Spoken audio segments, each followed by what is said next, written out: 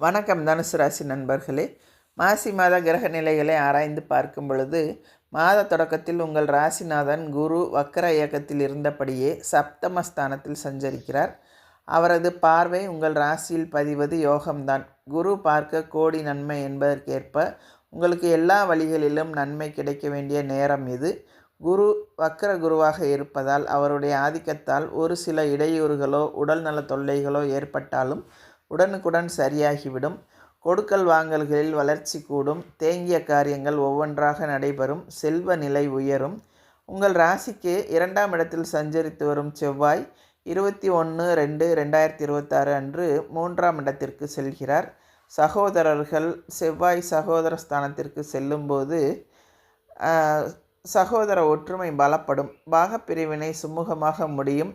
முன்னோர் சொத்துக்களை விற்றுவிட்டு பெரும் நகரங்களில் புதிய சொத்துக்களை வாங்கலாமா என்று சிந்திப்பீர்கள். தொழில் வளர்ச்சியில் இருந்த குறுக்கீடுகள் விலகும். பகையான நட்புகள் உறவாகும்.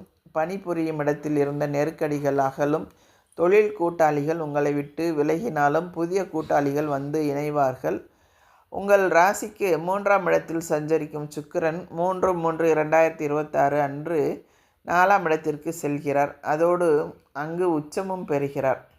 உங்கள் ராசிநாதன் குருவிற்கு சுக்கிரன் பகை கிரகமாகும். அது உச்சம் பெறும் நேரம் மிக மிக கவனமாக இருக்க வேண்டிய நேரமாகும். குறிப்பாக எதிரிகளின் தொல்லை அதிகரிக்கும்.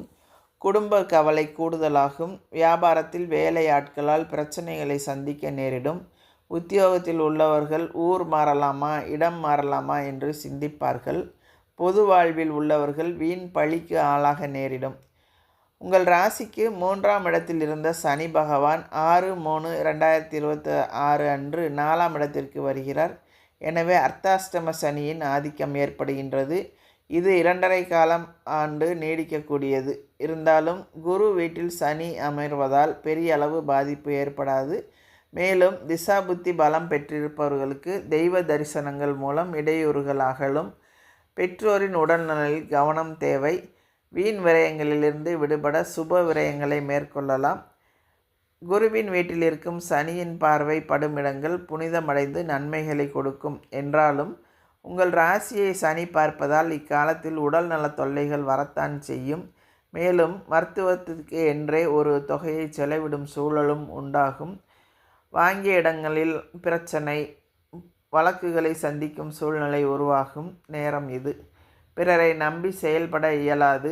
பிறருக்கு கொடுத்த வாக்கையும் நிறைவேற்ற முடியாது. உத்தியோகத்தில் உங்கள் திறமைக்குரிய அங்கீகாரம் கிடைப்பது அரிது. பொது வாழ்வில் உள்ளவர்களுக்கு செல்வாக்கு அதிகரிக்கும். வியாபாரம் மற்றும் தொழில் செய்பவர்களுக்கு பணியாளர்களால் தொல்லை ஏற்படும். உத்தியோகத்தில் உள்ளவர்களுக்கு பாடுபட்டதற்கேற்ற பலன் கிடைப்பது அரிது. கலைஞர்களுக்கு நல்ல சந்தர்ப்பங்கள் நாடி வரும். மாணவ மாணவிகளுக்கு பெற்றோர் ஆசிரியர்களின் ஆதரவு திருப்தி தரும். பெண்களுக்கு மாதத்தின் முற்பகுதியை காட்டிலும் பிற்பகுதியில் கவனம் தேவை. விரயங்கள் கூடும். இடமாற்றம் ஏற்படலாம். இந்த மாதம் ராமபிரான் வழிபாடு நன்மையை வழங்கும்.